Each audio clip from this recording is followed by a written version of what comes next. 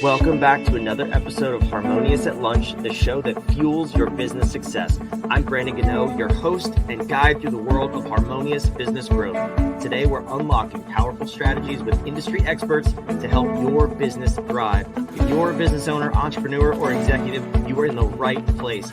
Join me and our incredible guests today on the journey to clarity, growth, and success. It is time to revolutionize your approach to business. Let's dive in with another episode of Harmonious at Lunch.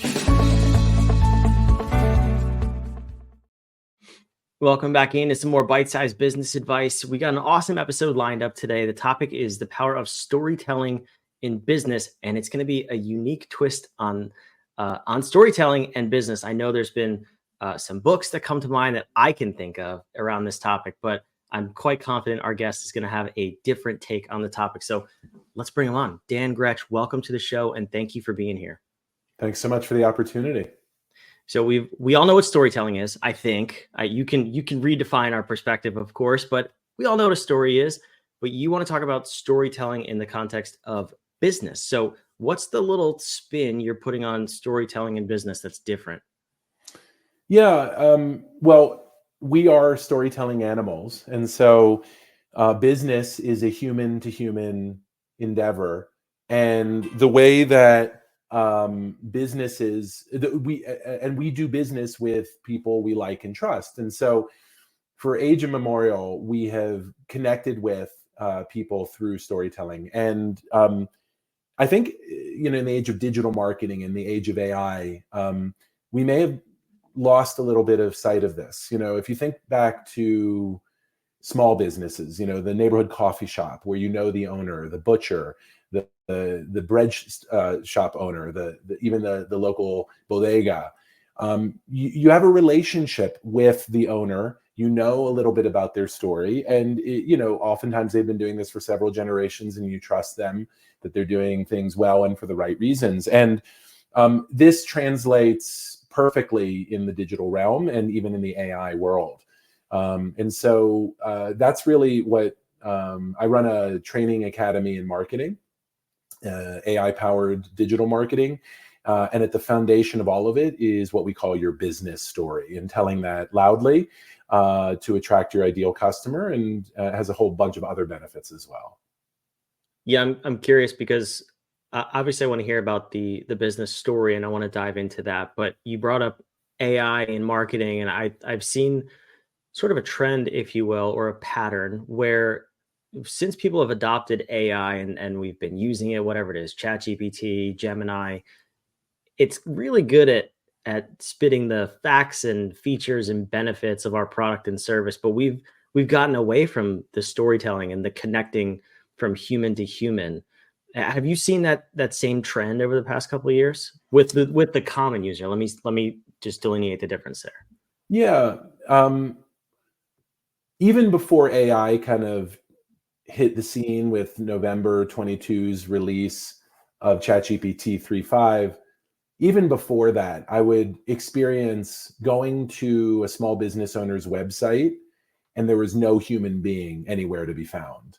And it was as if this product or service didn't have any people behind it.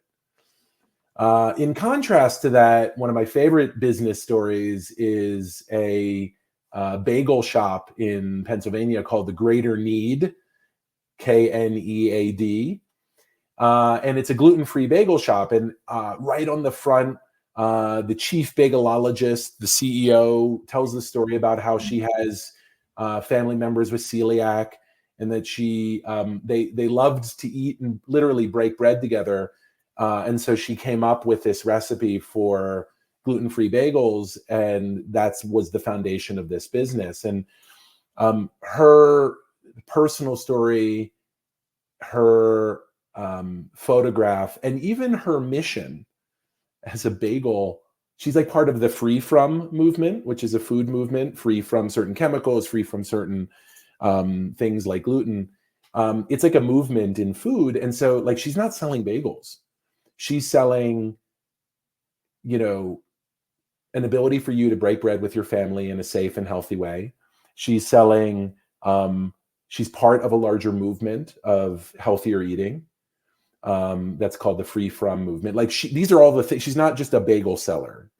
And so her bagels are way more expensive than the bagels you might get at the local shop, but people buy them anyway. And in part, it's because they want to be part of her movement and because they really feel alignment with her story. That's the contrast. And that's existed long before AI. AI is making it worse. Why? Because AI, by definition, especially if you don't know how to use it, creates generic content. It creates content that's in the voice of the internet. And it uses information that it got off the internet. Now, it's a better writer than most of us are, but it doesn't sound like us. And so you need to train the AI in how to speak in your voice. That means understanding what your voice is. And then you need to train it in your business story, because that story isn't documented anywhere. In fact, many business owners don't even know their own story and why they do what they do. So that's what we do, is we help them uncover their business story, their why they do what they do and why it matters. So there are two components, right? The story of me, and then the core purpose. And then we help them learn how to use AI to get noisy about it. Because once you've trained the AI in your brand voice, once you've trained the AI in your business story, it can do social media content, it can rewrite, it can write blog posts, it can do all this stuff so much faster and better than you can, but only if you train it. Yeah, we miss that crucial first step so often in a lot of different things, but definitely in this scenario. So when you're working with people, you're trying to understand who they are, why they exist, all these important things in their business. How often do you come across people who, I'm thinking, because I resonate with this stuff and I really love it. I love hearing the human side of business. And then you go and talk to, I don't know, I'll just use a landscaper, for example. And they're like, I just cut grass. I'm here to make money. Like, where's the about? Is this for everybody? Can everybody do this? Is it more of a mindset thing than an actual tactical thing that you are bought into this? Where do you come across people like that? It's 100% tactical. One of our core values at the company is learn by doing. Like nothing we teach isn't eminently practical. And, let's talk about home services, right? So one of my favorite stories, is about a mosquito pest control guy. His name is Yoel Gutierrez. He runs Mosquito Joe Miami. So not only is he a home services pest control guy, but he's part of a franchise, right? So it's not even his brand. So I sat down with Yoel, who's become a really close friend of mine, and I said to Yoel, why did you choose, of all the different franchises you could run, to run an outdoor pest control company in Miami? Like literally, that is the worst job I could imagine. Going and spraying for mosquitoes outside in South Florida heat, like the worst job. I would rather be like a toll booth attendant, which was like my former worst job, but now outdoor pest control is. So I said, like, if I had like a list, I would definitely pick like Subway or something. Like I would never pick running a franchise in this topic. Why did you do it? And he's like, oh, well, it's got good recurring revenue. And yet, no, I'm like, why did you do it? Why did you pick this of all the other things? And why do you stick with it? And he started talking about his dad. And his dad was named Jose, and he ran a construction business. Like he was an immigrant from Cuba, and he ran like a home construction business, like residential construction. He basically built people's homes. And he had two other partners. And Yoel, there's this really cute picture of Yoel as a little boy out on the construction site with his dad. And his dad said, Yoel, one day you're going to inherit this business. And then Jose, his dad, died when he was 16 years old. And the two partners bought the business from him. So not only did Yoel lose the business, but not lose his dad, but he lost the business. And so Yoel, a smart guy, went into IT and then realized he wanted to be an entrepreneur. He'd been raised to be an entrepreneur. And without really fully understanding it, he picked outdoor pest control. And I say, you realize you're in the same business as your dad. He's like, what are you talking about? I said, both of you were building safe homes that people could enjoy. You're just doing it in a different way. And he's like, my dad was named Jose, but everybody called him Joe. Mosquito Joe is the name of the franchise. It's there, Brandon. It is there, whether you realize it or not. And so a lot of times they're based on stories of trauma, death, tragedy. I would say more than half are tragic. Like my business was started because I got fired and I needed to reinvent myself. And I reinvented myself. I was a journalist, got fired publicly. It sucked. Reinvented myself first as a marketer, then as a teacher of marketing, because I like to teach what I want to learn. And then as a entrepreneur and business owner. And that's really where I found my sweet spot, is as a business owner who helps other business owners grow. But I have a tragic foundation of my story too. But so a lot of the business owners that I talk to, when I like get to the root of it, it's like somebody died. They were abused as a child, and they don't want anyone to ever suffer from that again. One of the most powerful and disturbing examples of this is the most successful client in BizHack Academy's history is a woman who runs a daycare center in inner city Miami, whose son nearly bit off his tongue when he was 1.5 years old due to lack of care and attention in the babysitting center. And she's like, I don't want anyone, and like he spent the rest of his life, learning how to speak. And she's like, I don't want any mother to ever have to go through this again. She started her own daycare center, and now she has a 2-year wait list because she tells this story and people trust her with their kid. So that tragic story, you need to understand if it's motivating you, and then you can make a decision about whether to share it.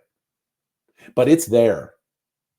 It's there. And that's the thing. I mean, I've spoken to more than 1,000 entrepreneurs. There's not a single one who doesn't do it for a reason. And how many of them are in touch with that reason? Very few. And that's like my mission in life, is I want to get people thinking about why they do what they do. And, Brandon, I'm curious. I don't know if me telling you these stories sparks anything in you, but you're very dedicated to giving back. Clearly, you wouldn't do Harmonious at Lunch if you weren't. Why do you do this work? Why are you motivated to do it? I imagine it's more than for a paycheck. It's definitely not for a paycheck because the podcast isn't monetized. So it's definitely not for the money. But for me, yeah, every one of my business ventures has come from the core mission of wanting to help small business owners grow their businesses, provide for their families, and not struggle, which for me was inspired by more trauma. My first business, the first, I want to say, year or so of it was, I was working the classic entrepreneur story, right? I was working 60, 70, 80 hours a week. I missed time with my kids. I missed time with my wife. And I figured out a way to get out of that and to build a business that was monetarily successful and didn't require my time. I went from working 80 hours a week to 3 to 5 hours a week and having employees, teams in place to run it in my absence. That's when I decided to move forward. And that has fueled my passion to give that back to other people. I've gone through, I've built a franchise out of that company that I didn't end up pursuing, but that's still that root mission of wanting to give back other entrepreneurs and business owners, give their time back, give them their lives back, has inspired every other business venture since that very moment. So I think, yes, that's what it brings up in me. And I've also seen the flip side of that, where I see the people who refuse to go down that path and acknowledge the why or the real reasons behind why they got in business. And that's why I asked you the question that I asked just a minute ago, because for me, it's very clear. For you, it sounds like it's very clear. And those two beautiful examples you gave, like, it is crystal clear for those people. But it's interesting because the ones who never stop because they know they're working for something or for somebody else, kind of like you and me, it's very clear. The other ones, I don't know how they get out of bed in the morning and pursue when the times get hard, so to speak. Yeah. So a couple thoughts. First of all, you did a beautiful job, Brandon, of doing what we call and what we teach in our courses called the story of me and the story of us. The story of me is, I had a nightmare business. It was taking me away from my family. I figured out how to solve it, and I want to solve it for you too. That's the story of us. And if we had more time, I would be asking, well, why is it important for you to share your secrets, right? Like, who taught you, right? Did you have a mother or a cousin or a mentor who made you want to be a mentor to other businesses? And I'll speak about myself for a second. My why is to learn and then teach others, share with others what I learned. So to learn and to share with others what I learned. That's like everything I've done, from when I was a journalist to now as an, an instructor and the runner, the entrepreneur and business owner. Like, I don't like learning things and keeping it to myself as closely guarded secrets. I feel compelled to share it. And the reason why is, for 3 generations, almost every single person in my family has been a coach or teacher. So every conversation at every dinner table was a coaching or teaching conversation. I can remember my mother was an inner city art teacher in Philadelphia, teaching art to underdog subject to underdog students. And I would go in, I lived in, the nice suburbs outside of town, and would go in and see her. And she just felt compelled to share her privilege with folks who had less. And it's just, that's what motivates me, to share, to do this. And the truth is, there are easier ways to make money. And I've turned away so many opportunities to make a lot more money because it just wasn't aligned with who I am. Now, you asked the question, why aren't more people aware of this? In the case of Yoel and Mosquito Joe, he didn't understand that that's why he does pest control. He just felt maybe inexplicably drawn to it. The financials were good. He's a pretty technical minded guy.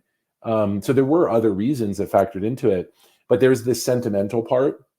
Like, for me, pest control is pest control. They're all Me Too businesses, and this is the big challenge. And almost every small business is a Me Too business. So from a very practical perspective, from a marketing perspective, you want to tell your story because it's practically the only thing to differentiate you from the competition.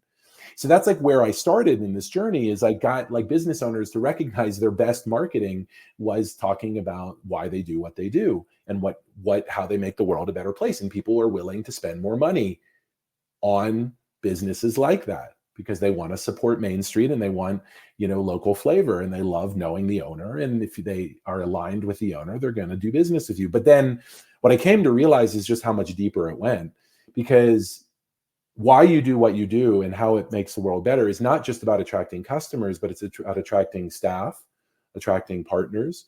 It's about creating a mission that others can join. And it's also about helping you through the hard times, the inevitable hard times. And the truth of the matter is, these guys persevere, Brandon, even if they don't know it, because of this why. It's there. It's just not articulated. And it's like, I like to say that like a business story is a precision instrument, but you've got to name it first. Once you've named it, then you can use it, and you get to choose who you share it with and how much. You don't have to go open kimono. That's a personal decision. I would never, but not identifying it and not naming it, I think that's malpractice. It's actually risky because then you don't really know what you're up to as a business owner. I fully agree. I couldn't agree more. And I'm curious, in the case of Mosquito Joe, because you mentioned that's a franchise, this can't be on the homepage of the website. For UL, how did you advise, and how does he share this story to attract clients, attract partners, attract employees, all of those things you mentioned? How does he get his story out? Yeah. So there are layers of sharing, right? Layer one is your immediate family, your closest mentors, your therapist. Well, first to yourself, right? Admitting it to yourself, recognizing it in yourself. Then there's that layer. So he's shared this story with all of his co-franchise. Then there's partners and staff, right? So he shared it with all of his co-franchisees. He uses this story in the recruitment process. It's front and center. He talks about it in his staff meetings and so forth. And then the last level, and the level that most people go to first, and which is it's in his bio, and he does share it in speeches he gives, but it's not, as you said, the first thing that they put out there. But what it has done for him is he has grown his franchise to be the largest top 5 franchises, Mosquito Joe, in the country, and the largest single territory in the entire 365. No, mosquitoes are a year-round problem in Miami, so he has some advantages there. But he's built a multi-million-dollar business, and he's built it on the people he's hired. And the people he hired, because that's always what you build a business on. And the people he's hired and the people he's partnered with know that story. That's incredible. It's so powerful, and we could unpack this for 6 more days, I'm sure, but we can't. but you can at least help the audience and the listener if they want to learn more. Where can people go to learn more about you, about BizHack, and everything you got going on? Yeah. So this strategy of identifying your business story to help generate leads and grow your business faster is the foundation of all of our training. And you can learn more about that at bizhack.com. You also can follow us at BizHack Academy. And we have a lot of free training talking specifically about the business story and giving you many, many examples of it on our YouTube channel at BizHack Academy. Awesome. I appreciate that. All of those links will be down below wherever you're watching and listening. So don't worry about that. But Dan, I want to thank you so much for being here and for just scratching the surface of this conversation. I wish more people could hear this story because it's really powerful when you incorporate this in running your business. So if you haven't already, please go follow Dan. But Dan, thank you for being here. Thank you so much. And thanks for all that you're doing on behalf, we share a mission, I agree. and I gotta ask, because I'm so curious, who taught you to care about the small business owner and the underdog? Like, is there someone in your life growing up that made you care about helping others, sharing what you learned?